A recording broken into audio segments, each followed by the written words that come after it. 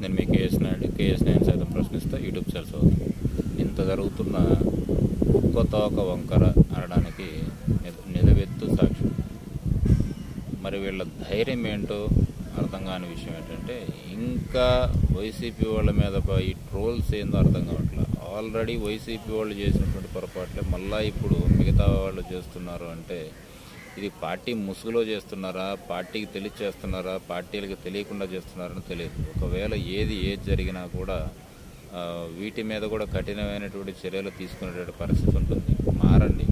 మారకపోతే ఇంతలా చట్టపరమైన చర్యలు తీసుకుంటున్నా కూడా మరీ పోస్టులు పెడుతున్నారు అంటే ఇంకా మీ విఘ్నతకే వదిలేస్తున్నాను. ఒకసారి వాళ్ళు పోస్టులు చూడండి ఎంత అసహ్యంగా ఉంటున్నాయో.